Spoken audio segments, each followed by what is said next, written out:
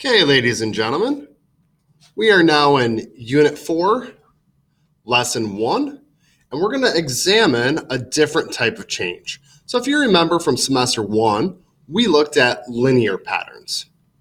So let's look at some of these three tables, and we're going to just have some noticings and wondering. So first, what I'm going to do is look at the change in y, and I notice to go from 0 to 5, I add 5. And so from 5 to 10, I add 5. And same here. Change in y is 5. Then I also notice for x, change in x, it's 1. So if I find my rate of change,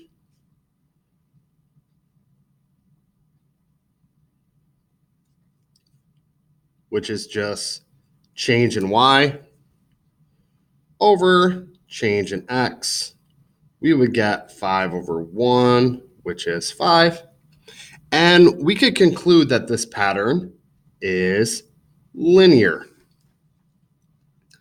Now, as I examine the next table, again, I notice change in y is 1. So we add 1, 2, 3, 4, 5. However, or change in x, is 1. Change in y, however, we go from 3 to 6. We add 3. And then we add 6. And then we add 12. And then we add 24. So the change in the y numbers go from 3 to 6 to 12. I notice that change in y is doubling.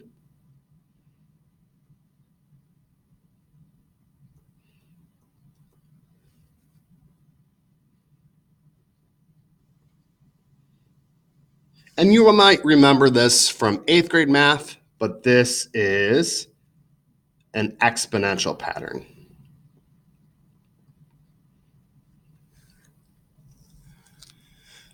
And for our third table, again, change in x, we are adding 1 every time.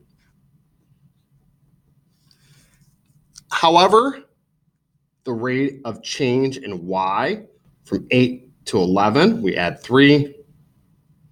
And then from 11 to 10, we minus 1. From 10 to 5, we minus 5. And from 5 to negative 4, we minus 9. So if I notice my rate of change, I start off positive, and then I become negative, and it goes more negative. So instead of rate of change, I'm just going to say the slope.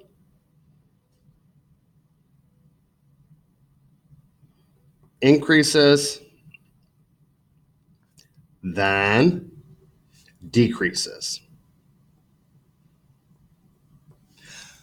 This first pattern right here, this rate of change, we're going to call it the first difference. Then we're also going to examine to go from 3 to negative 1, I'm minusing 4. From negative 1 to minus 5, I'm minus 4. And then again, I minus 4. And I notice this right here would be called the second difference. And the second difference is constant. So essentially, the slope of the slope is the same number, which is an interesting pattern. So we're going to learn that this type of pattern is what's called quadratic. So now we're going to examine quadratic patterns in terms of a fencing problem. So Noah has 50 meters of fencing to completely enclose a rectangular garden. So I'm going to draw a rectangle and just go over some basics. So again, this is my length and width and width. The perimeter is the distance around. So we'll say perimeter is P, and I would add 2 L's together because I have L plus L, which would make 2L. And then I'm also going to add the 2 W's. And if I want to find the area, that's a space inside, the area formula is length times width. Now, we know that we have a fixed distance around of 50. So we're going to draw some possible rectangles that would work. So I'm going to start simple. What if I had 1? So if I have a rectangle with a length of 1, and then the length of 1 is over there, I only have 50 minus the 2 I use is 48. And 48 split evenly divided by 2 would give me 24 and 24. So again, my length is 1, my width is 24, and my area would be 1 times 24, which is 24 square units. If I increase that a little bit, like let's say I went and did 5 for my length. So the other side has to be 5. So 5 and 5 is 10. If I take 10 away from 50, I have 40 left. To split that evenly, I would have 20 and 20. Checking, 20 plus 20 is 40. 5 plus 5 is 10. 40 plus 10 gives me back 50. So that indeed does work. So my length is 5 and my width is 20. Multiplying to find the area, 5 times 20 gives me 100.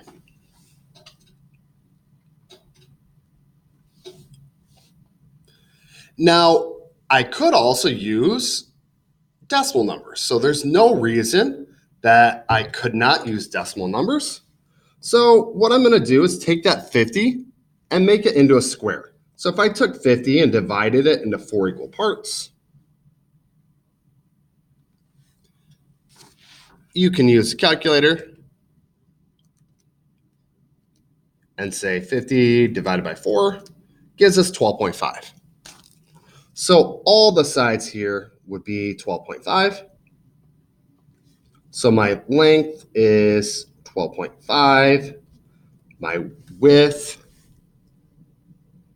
is 12.5. And my area would be 12.5. And I'm going to write this with an exponent squared because I'm multiplying 12.5 times 12.5. I'm going to put that in my calculator.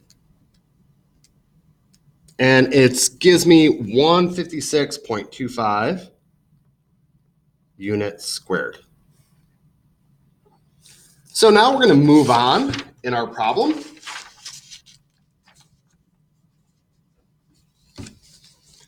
And we are going to find the length and width of such a rectangle that would produce the largest possible area. So what I'm going to do to answer this is actually make a table down here.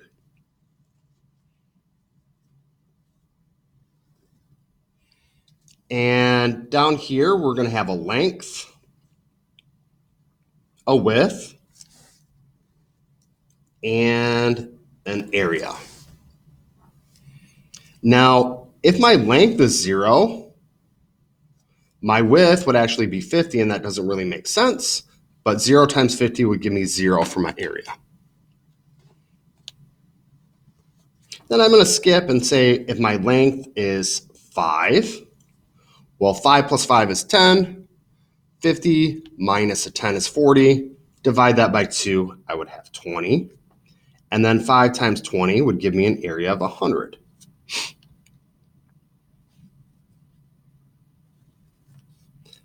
And then I'm going to go 10. 10 times 2 is 20. 50 minus 20 gives me 30. 30 divided by 2 would give me 15. 10 times 15 gives me 150. And then I'm going to look over here and go 15. Well, that would switch, and I would go 15 times 10. 15 times 10 gives me 150.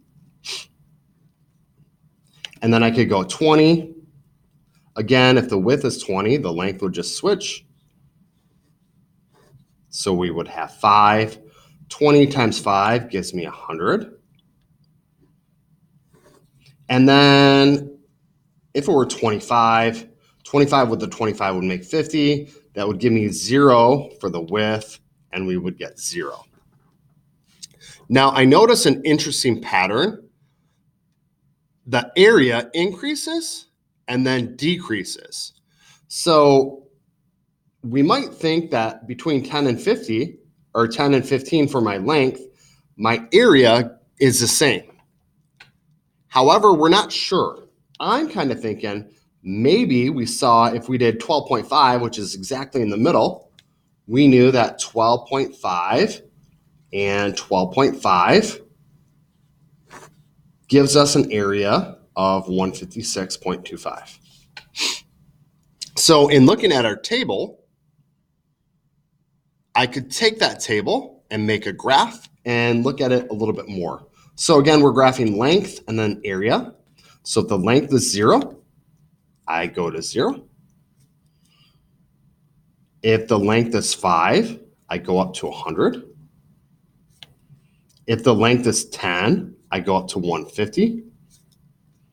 If the length is 15, I go to 150. If the length is 20, I go over to 100. And if the length is 25, I'm at 0. And then we can go and graph our last one, 12.5, gives me 156.25. And I'm looking, and I notice something. So it looks like the length and width that gives me the largest possible area is length equals 12.5. And again, this was measured in meters, so I'm going to put my units now. The width equals 12.5 meters.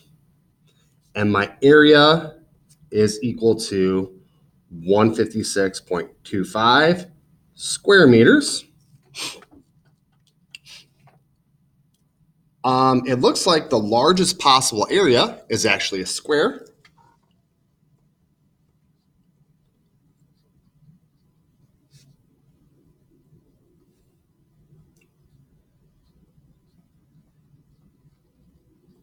And how do we organize our length, width, and area? We used a table.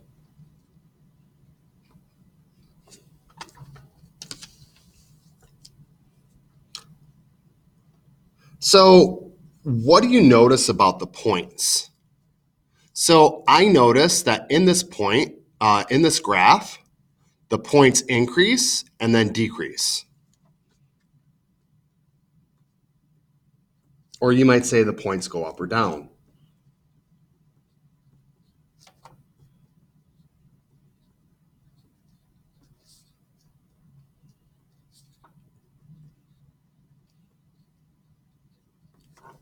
So in this graph, the rate of change, or the slope,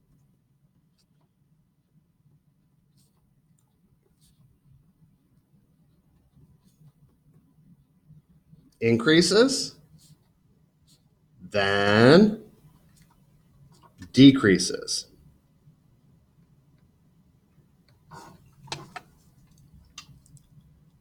Which we're going to learn that this is an interesting pattern. And again, this is quadratic. There are some key points that you might remember from 8th grade math. First, this graph, I'm going to write it up here, is called a parabola.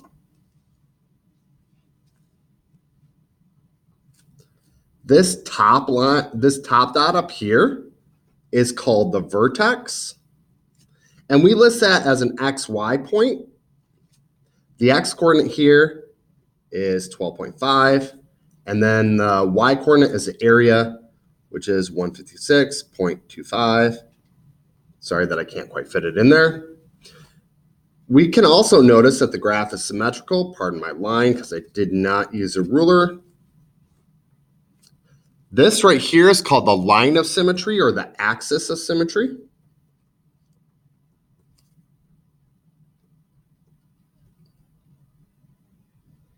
It is a vertical line at x equals 12.5. And we're going to examine some of these key features more later. So I want you to notice also that we have two x-intercepts,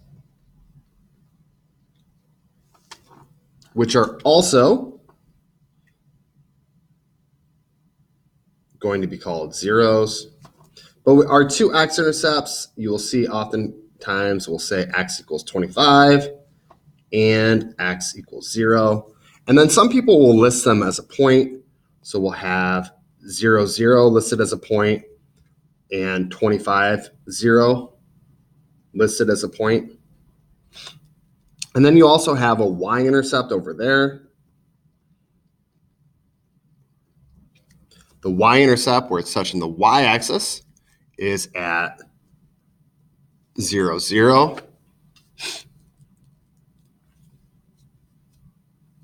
So if I graph 366, because here they say 366, the length is 3, the area is 66, and if the length is 22, the area is 66. So if I graph that, 366 is about right here. And then over here, 2266 is about right there. We notice these points are symmetrical. So what do these 2 points mean? Well, we could say if the length is 3 meters or 22 meters,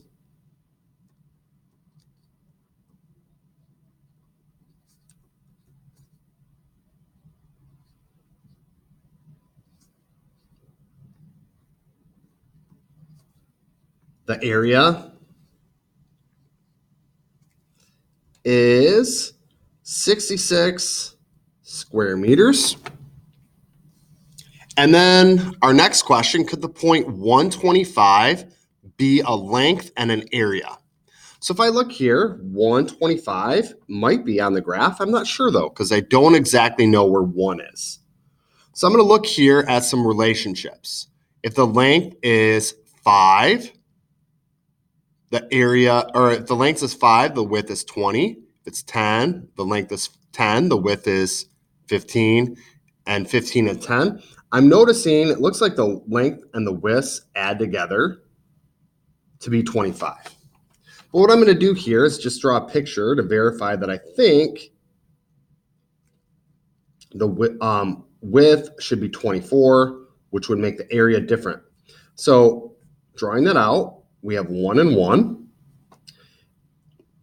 And then 50, because remember the perimeter, fixed perimeter has to be 50. 50 minus 2 is 48, and that should pair with 24 and 24. So finding the area, 1 times 24 is 24 square meters. So my point should be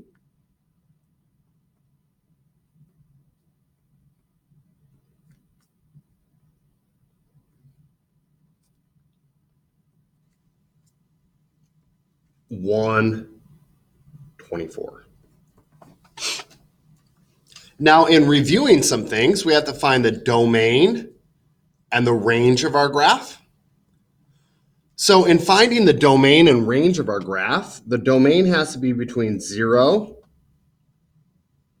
and 25.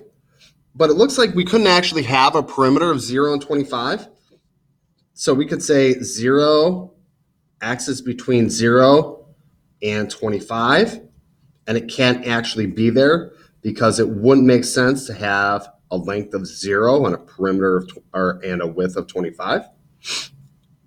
So in putting that and expressing that a little bit differently, we could say the domain goes from 0 to 25. In expressing the range here of my possible areas goes from 0 to 156.25. So the y values are how you express the range. So y is between 0 and 156.25.